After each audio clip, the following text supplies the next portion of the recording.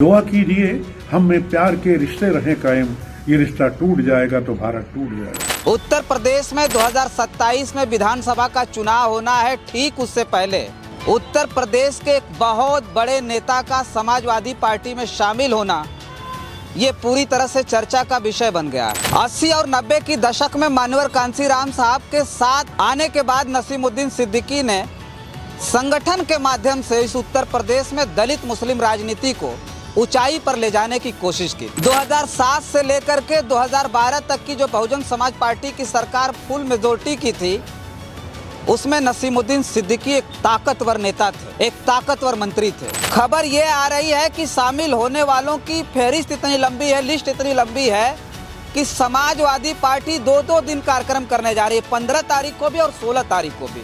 ये कार्यक्रम एक दिन संभव नहीं थे कि इतने लोगों को शामिल किया जा सके। नसीमुद्दीन सिद्दीकी के शामिल होने के बाद जो समाजवादी पार्टी का ब्लूप्रिंट तैयार होने जा रहा है, उसे लेकर के कहीं न कहीं भारतीय जनता पार्टी में घबराहट तो जरूर आ जाएगी। साथियों नमस्कार, मैं हूं रजनीश और आप जन आदर्श भारत देख रहे हैं। इस वक्त उत्तर प्रदेश की बहुत बड़ी खबर आ रही है, जिसे लेकर के आज हम चर्चा करेंगे। उत्तर प्रदेश के कद्दावर नेता, बहुजन समाज पार्टी की सरकार में पूर्व में मंत्री रहे नसीमुद्दीन सिद्दीकी समाजवादी पार्टी में शामिल होने जा रहे हैं, जिसे लेकर के चर्चाएं बहुत तेज हो गई हैं।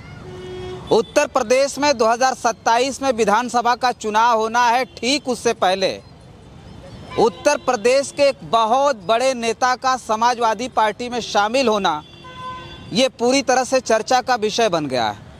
वो नसीमुद्दीन सिद्दीकी जिनकी शुरुआत छात्र राजनीति से हुई थी, उसके बाद बताया जाता है कि 80 और 90 की दशक में वो मानवर कांशीराम साहब के संपर्क में आ गए थे। बहुजन नायक मानवर कांशीराम साहब के बारे में कहा जाता है कि वो नसीमुद्दीन सिद्दीकी को इस उत्तर प्रदेश में मुस्लिम दलित राजनीति को साधने के लिए शामिल किया था। मानवर कांशीराम साहब ने नसीमुद्दीन सिद्दीकी को समय समय पर बहुजन समाज पार्टी में एक बड़ी बड़ी जिम्मेदारियां दी थीं। नसीमुद्दीन सिद्दीकी के बारे में कहा जाता है कि उन्हें संगठन के बारे में जो जानकारियां हैं वो बहुत शानदार है। यानी इस उत्तर प्रदेश में मुस्लिम समाज में कोई भी ऐसा नेता नहीं है जो नसीमुद्दीन सिद्दीकी इतना संगठन के बारे में मजबूती से बहुत कुछ जानता हो। 80 और 90 की दशक में मानवर कांशीराम साहब के साथ आने के बाद नसीमुद्दीन सिद्दीकी ने संगठन के माध्यम से इस उत्तर प्रदेश में दलित मुस्लिम राजनीति को ऊंचाई पर ले जाने की कोशिश की थी। जब उत्तर प्रदेश में बहुजन समाज पार्टी की सरकार बनी 95, 1997, 2002 और 2007 में, 3 सरकारों में नसीमुद्दीन सिद्दीकी मंत्री रहे। 2007 से लेकर के 2012 तक की जो बहुजन समाज पार्टी की सरकार फुल मेजोरिटी की थी, उसमें नसीमुद्दीन सिद्दीकी एक ताकतवर नेता थे, एक ताकतवर मंत्री थे। उनके पास विभागों का सोचिए पूरी तरह से खजाना था। कई महत्वपूर्ण विभाग जिसे नसीमुद्दीन सिद्दीकी अकेले संभाला करते थे। कहा यह भी जाता है कि नसीमुद्दीन सिद्दीकी उत्तर प्रदेश में बहुजन समाज पार्टी की सरकार में वो मंत्री थे जो मायावती के बाद दूसरे नंबर का कद रखते थे। उनके पास पीडब्ल्यूडी, आबकारी विभाग, परिवहन, अल्पसंख्यक कल्याण के साथ साथ वक्फ बोर्ड और हज जैसे महत्वपूर्ण विभाग थे। नसीमुद्दीन सिद्दीकी संगठन के साथ साथ जो उन्हें जिम्मेदारियां मिली थी, जो पद मिला था, उसका निर्वहन उन्होंने बहुजन समाज पार्टी की सरकार में बखूबी निभाया था। अब सोचिए कि 80 और 90 की दशक से बहुजन समाज पार्टी की राजनीति करने वाले नसीमुद्दीन सिद्दीकी तब बहुजन समाज पार्टी से बाहर निकाले जाते हैं जब 2017 में बीएसपी बुरी तरह से उत्तर प्रदेश में हार जाती है। उनके ऊपर आरोप लगता है कि नसीमुद्दीन सिद्दीकी बहुत ऐसी गतिविधियों में शामिल रहे जो बहुजन समाज पार्टी के खिलाफ थी और उन्हें पार्टी से बाहर निकाल दिया जाता है। उसके बाद ये खबर बहुत तेज हो जाती है कि वो आने वाले वक्त में हो सकता है कि समाजवादी पार्टी के साथ जाएं। वो वक्त था 2018 का, सामने जो चुनाव था वो 2019 का लोकसभा का चुनाव था। समाजवादी पार्टी में शामिल होने की मंशा रखने वाले नसीमुद्दीन सिद्दीकी उस वक्त समाजवादी पार्टी से उनका मोह भंग हो जाता है जब ये खबर आती है कि इस उत्तर प्रदेश में लोकसभा के चुनाव में दो प्रमुख विपक्षी दल सपा और बसपा का गठबंधन होने जा रहा है। नसीमुद्दीन सिद्दीकी समाजवादी पार्टी के साथ जाना तो चाहते थे, लेकिन वह बहुजन समाज पार्टी के लिए अब कोई काम करना नहीं चाहते थे, क्योंकि उनका बहुजन समाज पार्टी और ख़ास करके बसपा सुप्रीमो मायावती से उनका मोह भंग हो गया था। और ऐन वक्त पर राहुल गांधी के मौजूदगी में नसीमुद्दीन सिद्दीकी कांग्रेस में शामिल हो जाते हैं।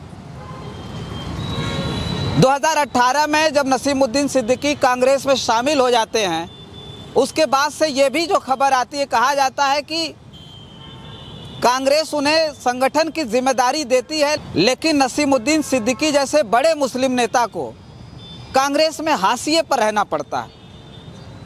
ऐसी उपेक्षाएं झेलनी पड़ती है, क्योंकि कांग्रेस की जो नीतियां हैं भले वर्तमान में बहुत बदली हों, लेकिन उसमें बैठे हुए नेताओं की मानसिकता और विचारधारा अभी भी पुरानी है। ऐसा लगातार जो है कहा जाता है, ऐसी खबरें भी आती है और देखने को भी मिलता है। नसीमुद्दीन सिद्दीकी ने पिछले दिनों कांग्रेस को अलविदा कह दिया, और कांग्रेस को जैसे उन्होंने छोड़ा तो पूरे उत्तर प्रदेश में खबर तैरने लगी कि आखिर क्या बात थी कि उन्होंने कांग्रेस छोड़ा है। अगर उन्होंने कांग्रेस छोड़ा है तो किस दल में जाएंगे, किस पार्टी को ज्वाइन करेंगे। कयास लगाए जा रहे थे कि हो सकता है कि वो चंद्रशेखर आज़ाद के साथ चले जाएं, क्योंकि उन्होंने खुद मीडिया में बयान देकर के कहा कि चंद्रशेखर आज़ाद से उनकी कई बार बात हो चुकी है। उन्होंने मीडिया में बयान दिया कि स्वामी प्रसाद मौर्य उनसे मिलने आए थे। AIM के जो बड़े बड़े नेता हैं उनके संपर्क में कई नेताओं से तो वो मिलने के लिए भी चले गए। तो इसके बाद ये कयास लगाए जा रहे थे कि उत्तर प्रदेश में अब राजनीति में कुछ अलग होने जा रहा है। नसीमुद्दीन सिद्दीकी जैसा बड़ा मुस्लिम नेता हो सकता है कि चंद्रशेखर रावण के साथ चले जाए, हो सकता है कि AIM के साथ चले जाएं, या फिर अपने पुराने साथी स्वामी प्रसाद मौर्य के साथ राजनीति का अगला कदम रखें। लेकिन जो अब खबर आ रही है उसमें ये खबर आ रही है कि नसीमुद्दीन सिद्दीकी समाजवादी पार्टी में शामिल होने जा रहा है, और समाजवादी पार्टी में केवल नसीमुद्दीन सिद्दीकी नहीं शामिल होने जा रहा है, बल्कि उत्तर प्रदेश के बड़े बड़े नेता जिन्होंने उनके साथ काम किया है संगठन से लेकर के सरकार में, वो समाजवादी पार्टी का दामन थामने जा रहा है। ये बहुत बड़ी खबर है। प्रमुख रूप से नसीमुद्दीन सिद्दीकी के साथ साथ बहुजन समाज पार्टी की सरकार में मंत्री रहे चाँद बाबू भी समाजवादी पार्टी का दामन थामेंगे। चाँद बाबू के बारे में सब लोग जानते हैं कि वो पूर्व में अपना दल यस के जो है वो प्रदेश अध्यक्ष भी रहा है, वो भी शामिल होने जा रहा है। खबर ये आ रही है कि शामिल होने वालों की फहरिस्त इतनी लंबी है, लिस्ट इतनी लंबी है कि समाजवादी पार्टी 2-2 दिन कार्यक्रम करने जा रही है, 15 तारीख को भी और 16 तारीख को भी। ये कार्यक्रम एक दिन संभव नहीं थे कि इतने लोगों को शामिल किया जा सके, इसलिए कार्यक्रम को 2 दिन रखा गया है, 15 फरवरी और 16 फरवरी।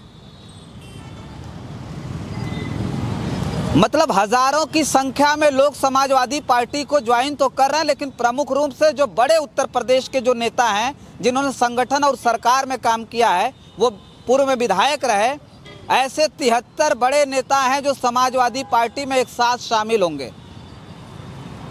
उसके बाद से चर्चाएं ये बहुत तेज हो गई है कि जो समाजवादी पार्टी, अगर मुस्लिम नेता की बात किया जाए तो समाजवादी पार्टी के साथ आजम खान जैसे बड़े नेता थे। मैं इसलिए कह रहा हूं कि आजम खान के साथ उत्तर प्रदेश की सरकार क्या क्या कर रही है ये किसी से छिपा नहीं है। सोचिए, आजम खान के बारे में जो खबरें आई, कहा गया कि रात रात में कई जो है मुकदमे इनके ऊपर फर्जी लादे गए, वो जेल की सलाखों के पीछे हैं, और कितने दिनों तक उन्हें जेल में रखा जाएगा इसका कोई अंदाजा नहीं है। लेकिन नसीमुद्दीन सिद्दीकी के आने के बाद समाजवादी पार्टी में अब फिर से जो समाजवादी पार्टी की जो ताकत है वो बढ़ेगी। और नसीमुद्दीन सिद्दीकी केवल मुस्लिम समाज के नेता ही नहीं है, बल्कि उनकी दलितों में, अति पिछड़ों में भी अच्छी खासी पकड़ है।